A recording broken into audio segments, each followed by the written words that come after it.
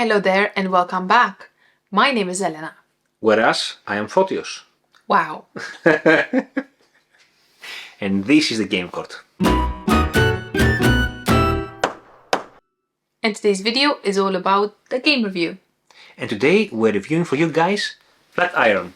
Flatiron is a 1 to 2 player game designed by Shei S and Isra C, the duo of the White Castle and the Red Cathedral and a lot of other games.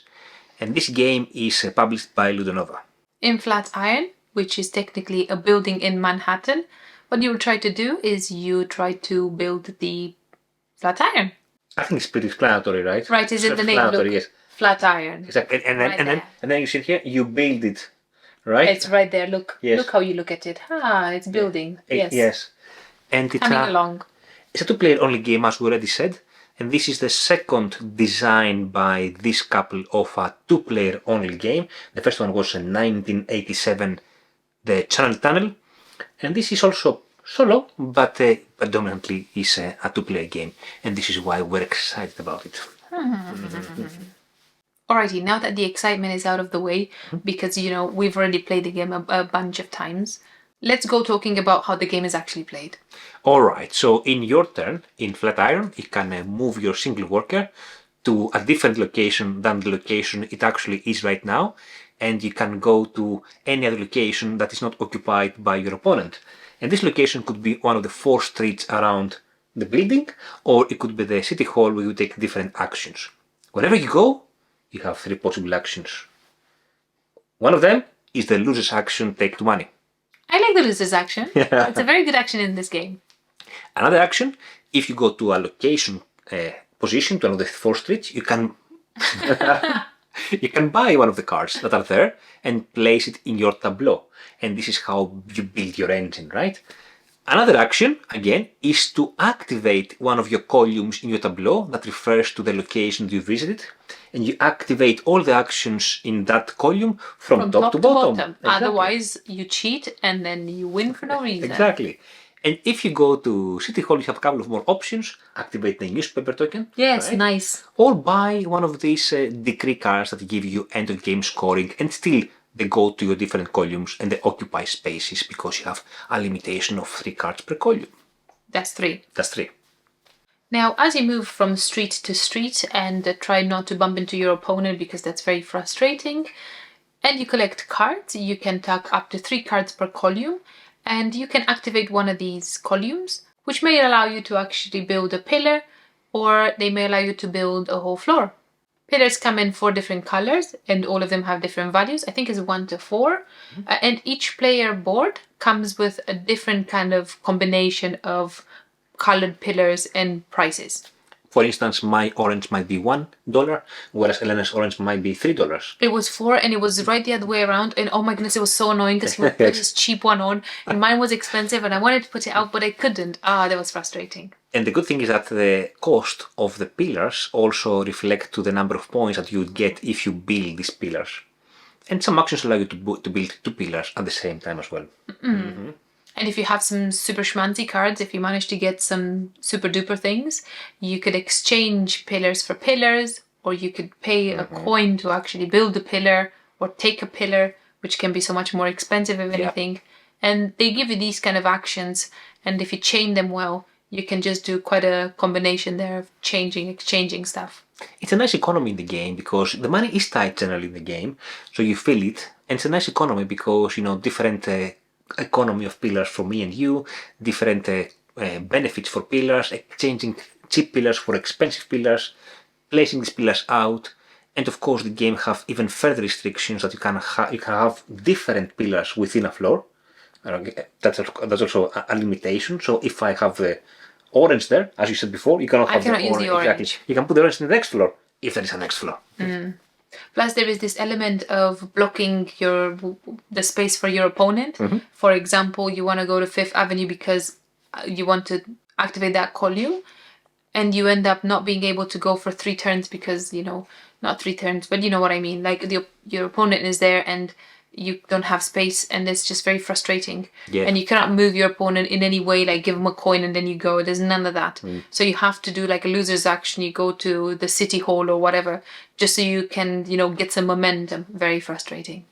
It is true, though, that some particular floors, because the active floor every time gives you a different game-breaking mechanism, some of these floors allow you of this stuff, like two people can go in the same location, or you can place two pillars of the same color on the same floor. So some of these active floors break this kind of rules, which is also a fun thing to do. Another element of the game is the paperboy that you basically chase on the scoreboard. So the paperboy is on 10, 20, 30. So whenever somebody reaches 10 points, then paperboy jumps to 20 points. But when this happens, the person who reaches the paperboy gets 2 newspaper tokens. We reveal them, and then I pick one, then I leave one to Elena. And these newspaper tokens are quite juicy bonus actions you can do at any point in your turn. And once you do them, you exchange the paper token you just activated with a paper token in the city tile. Exactly. Nice. And then everybody can do that action. Exactly. And you don't want to do it too early if you know it's very juicy, and then your opponents can take advantage. It's all about being quite greedy in this game and a bit frugal, like not to share very much, because it's only one person, one other person in the game, and they can take quite a lot of your benefits. Also, another thing in the game that's quite important, particularly for end game scoring, every card comes with a thumbs, up or down. And you can tack these cards either at the top or at the bottom at a maximum of 3.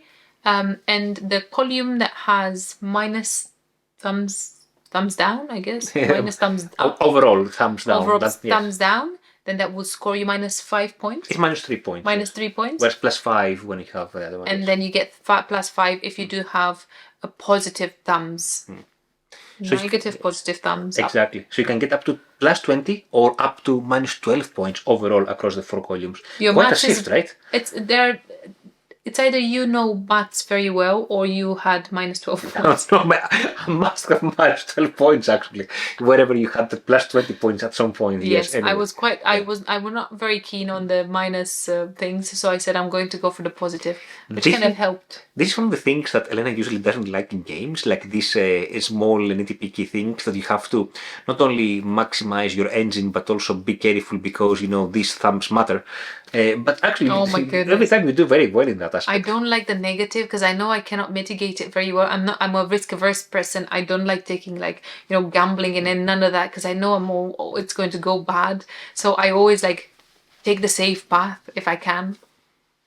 Now we have to say about these thumbs ups and down. If you go for the powerful actions, they will come with thumbs down. Yeah, of course. Whereas if you go for the simpler actions, the lesser actions, they will come with thumbs up.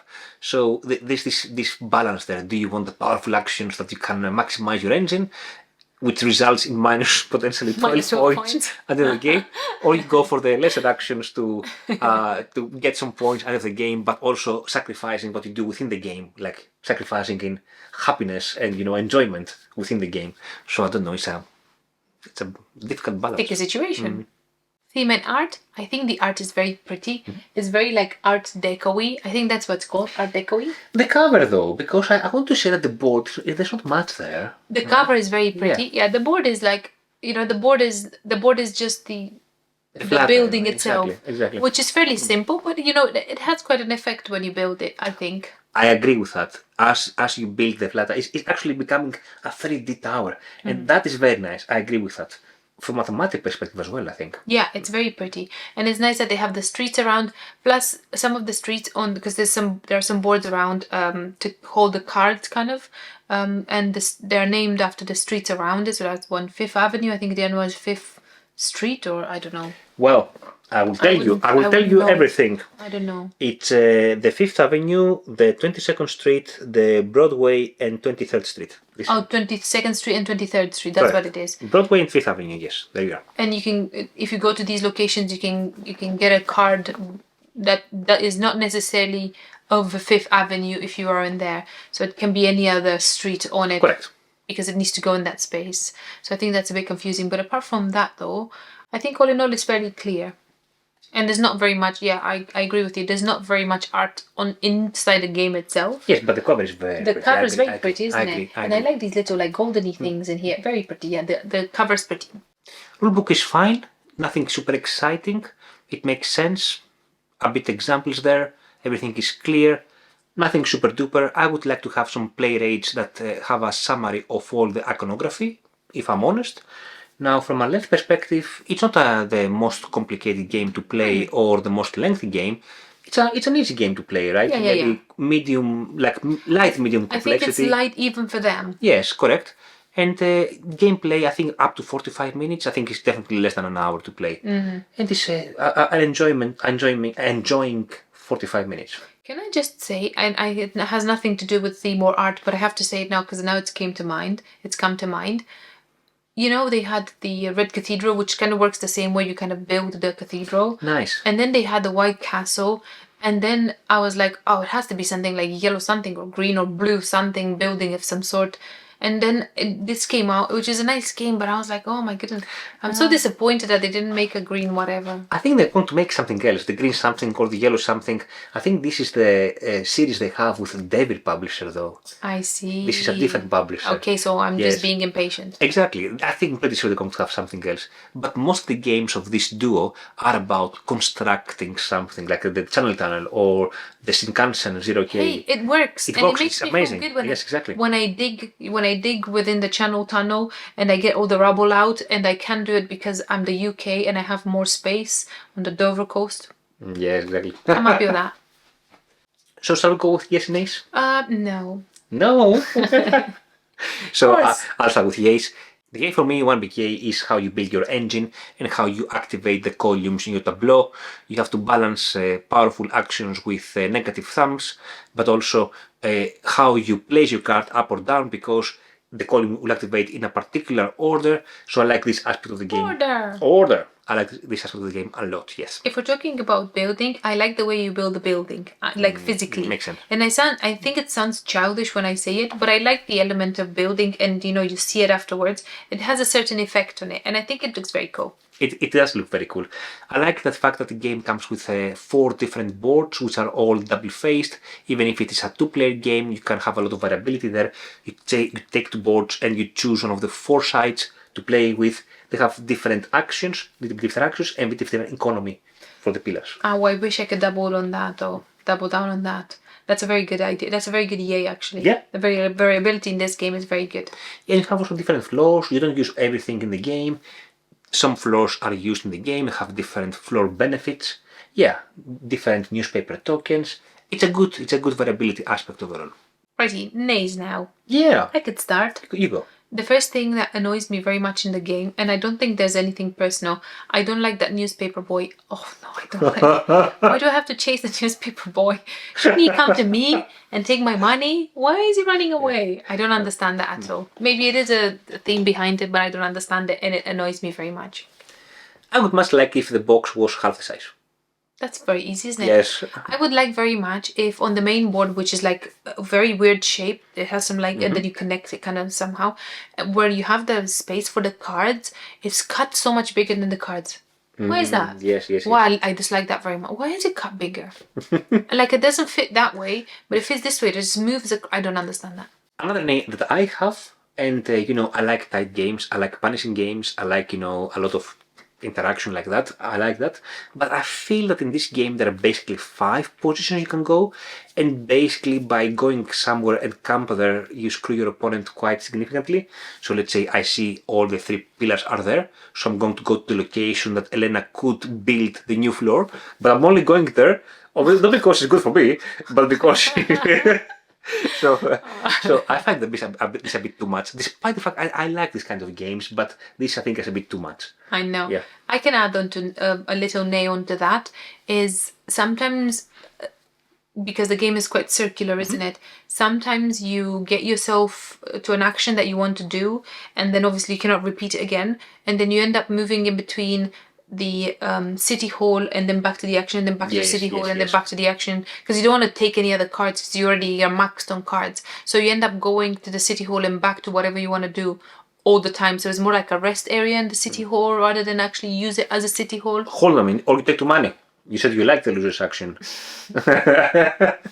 Is that what I said? Yes, yes, in this video. I like the money though, because money in this game is pretty tight. It's pretty tight, yes. All in all, though. Hold on a minute. Did you ask me if I had another name? No. Okay. Well, I don't. So do you have another name? No, thank you. All in all, though, this game is a pretty cool game. I think I like it quite a lot. For me personally, it's possibly my fourth favorite game from this duo. First one for me is 1987 Channel Tunnel. Still, this is my best design from this duo. It's still a two-player game. Can I say which one is the second? White Castle. White Castle the second, yes. And then the third one is Red Cathedral. Correct.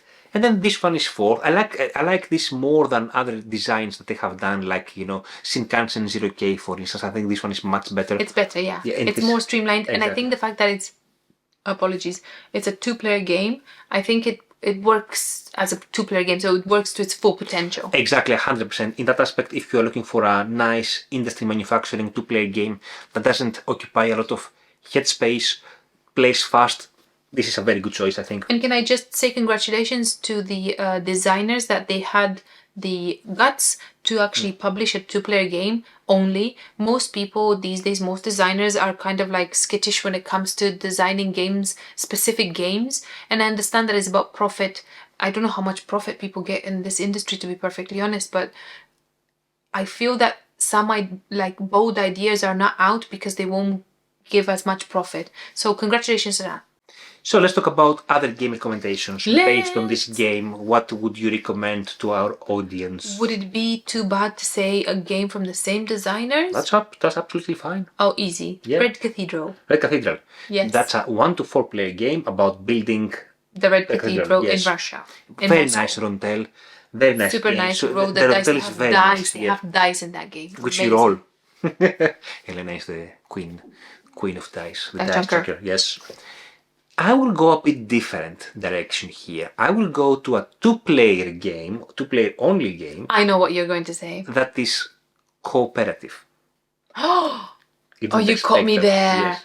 So I like the thematic aspect of this game, how you build a Flatiron and everything.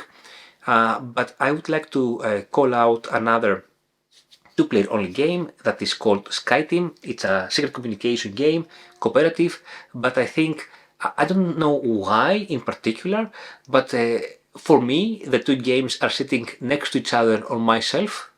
Right? Maybe that's why. Maybe that's why, I don't know. So, yes, that's the thing. I think SkyTeam will be my game recommendation, a two-player only game. I went a bit different. As a two-player. Yes, a two-player. I mean, why not? So, that was it for today. So, that was our review of Flatiron. So, I hope you enjoyed it. So, thank you so much for watching. So, see you later. So, bye-bye.